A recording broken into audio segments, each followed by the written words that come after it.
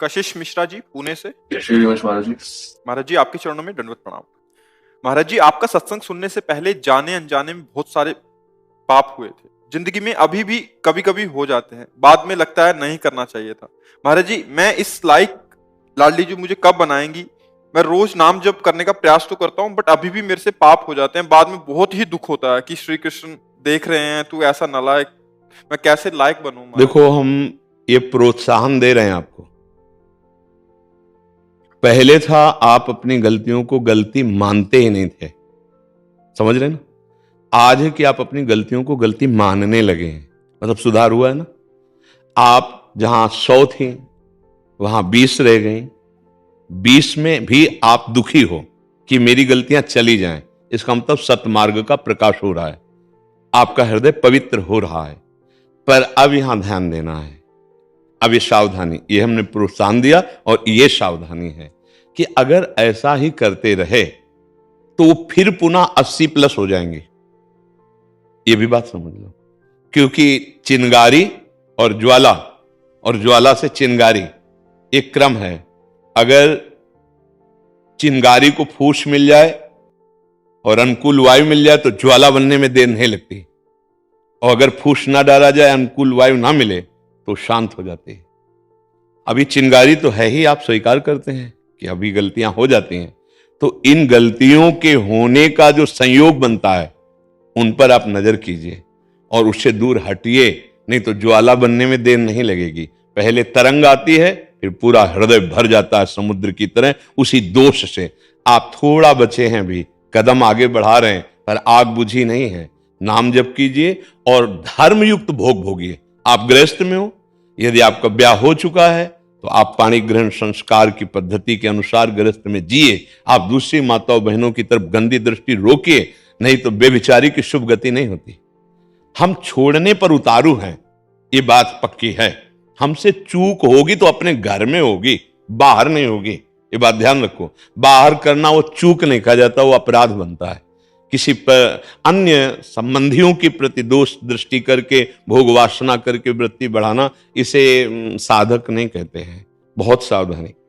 यद्यपि प्रोत्साहन इसलिए दिया कि आप 100 से 20 में आ चुके, 80 छोड़ रहे हैं, पर वो कोई खास बात नहीं, क्योंकि 20 को 100 बनने में देर नहीं लगती है। छोड़ने में आपको सालों लग सकते हैं, लेकिन वहां पहुंचने में, पुनः उसी स्थिति में आने में 5 मिनट लगते हैं। वो पूरा हृदय विषयी हो सकता है, इसलिए आप सावधान रहिए, अपने को एक सीमा में रख लीजिए। और ऐसा नहीं कि हम नहीं छोड़ सकते, आप छोड़कर दिखा रहे हैं ना अपने अंदर, आप कुछ तो छोड़ दिए ना। तो ये मन है, जब आप छोड़ने को होगे तो उदास होने लगेगा, ये आपका साथ देना बंद करेगा, ये आपको निराश करेगा। आप इसकी चालबाजी से हारिएगा नहीं, ये आपके अनुकूल ही बनना पड़ेगा, क्योंकि आपके बिना ये कुछ नहीं कर सकता है। और अगर इसको आपने कहीं नाम जप में लगा दिया और संयम में ले आए तो आप जीवन मुक्तता की तरफ बढ़ जाएंगे गृहस्थ होते हुए। नहीं तो इस सबको फंसाकर भ्रष्ट ही किए हुए है। ऐसी स्थिति ला देता कि मैं भोग के बिना जी नहीं सकता, लिख लो। ऐसी स्थिति ला देगा कि मैं इस नशा के बिना, इस व्यभिचार के बिना, इस खाद्य के बिना मैं रह नहीं सकता। आप कुछ भी हो, इतना कमजोर कर देगा।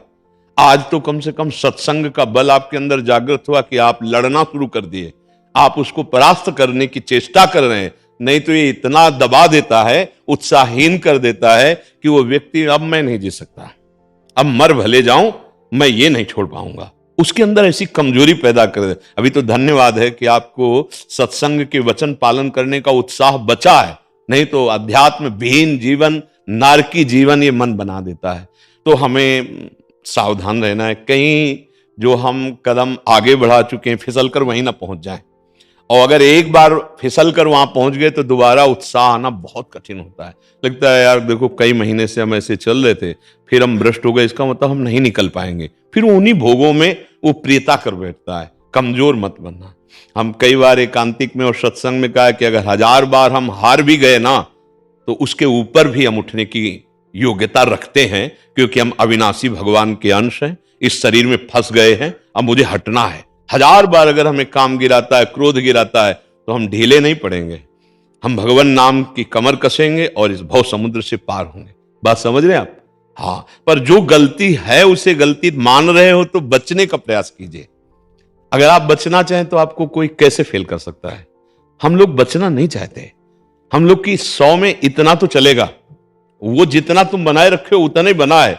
नहीं, अगर आप रकील खींच दो कि नहीं तो आपको कोई गिरा नहीं सकता, पक्का समझो। कैसे कोई गिरा सकता? मुझे नहीं भोगना, मुझे नहीं खाना है, मुझे नहीं पीना, पूरा जीवन हो जाएगा, कोई आपको परास्त ही नहीं कर पाएगा। पर हमारे अंदर एक कमी रहती है, उसमें सुख बुद्धि रहती है।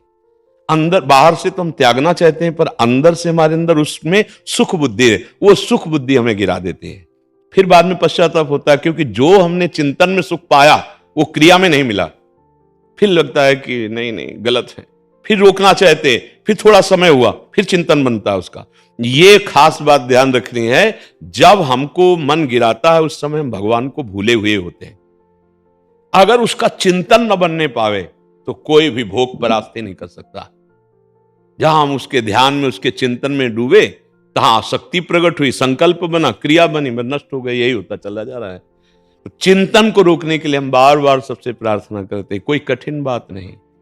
जहां आपका गलत चिंतन होने लगे, नाम कीर्तन करने, उस समय नाम जप नहीं चलेगा, उसमें नाम कीर्तन करे।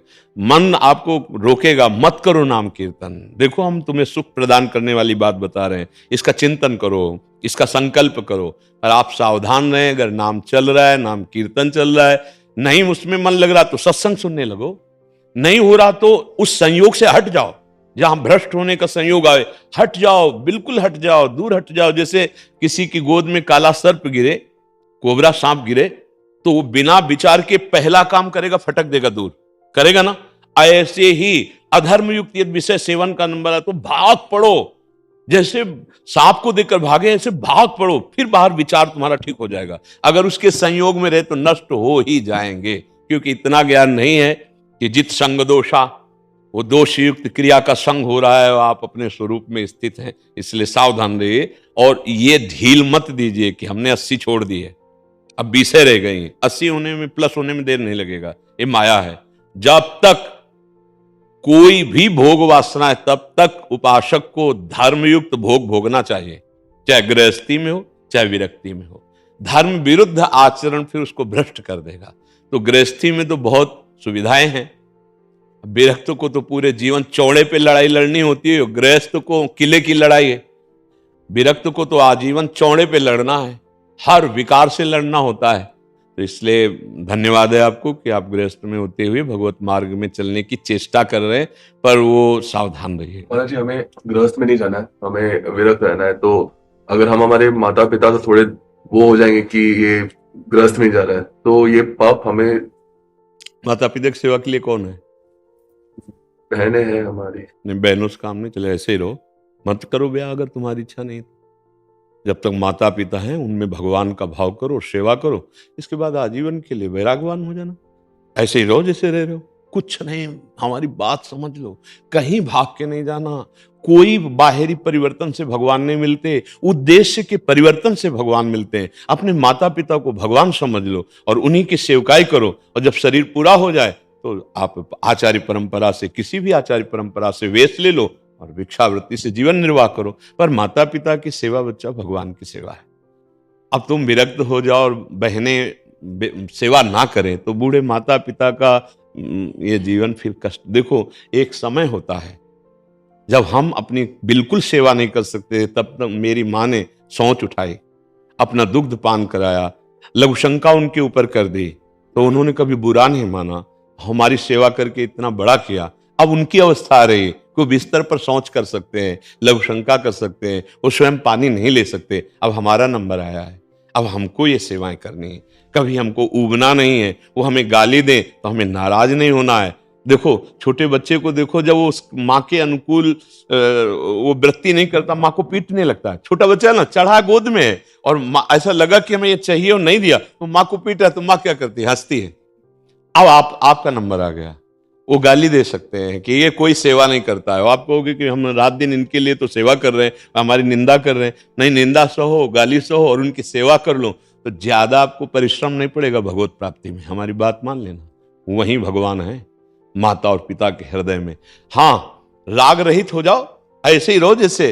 देखो, प्रणाम नमस्कार, बहुत भजन जाता है इससे, ये कोई खिलवाड़ ना समझो। जैसे संत वेश में है ना, तो कोई भिक्षा देता है वो भजन ले जाता है, कोई प्रणाम करता है वो भी भजन लेता है। यहाँ फ्री कुछ नहीं है, देना पड़ता है।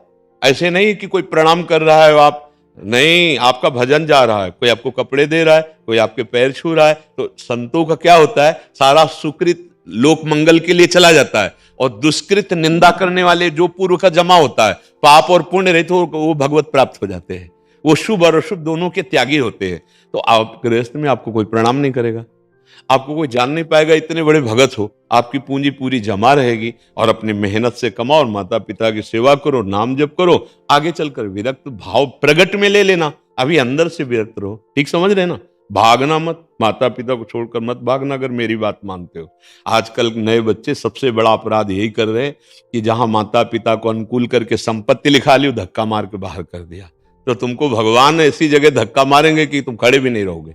बहुत प्रचंड वो है, तिनकर काल रूप में भ्राता, दंड विधान करने वाले बड़े न्यायाधीश भगवान है। वहां कोई घूस नहीं चलती है, और वो जब दंड विधान करते हैं तो फिर सह पाना बड़ा मुश्किल होता है। हमें लगता है अगर हम गृहस्थी में ठीक से चलें तो बिना किसी तपस्या के भगवत प्राप्ति हो जाएगी। नाथ सकल संपदा तुम्हारी, मैं सेवक। हम मान गए कि तुम्हें स्त्री की आवश्यकता नहीं है, आप ब्रह्मचर्य से रहना चाहते रहिए, लेकिन आप भेष परिवर्तन मत कीजिए, अपने माता पिता की सेवा कीजिए। ठीक है?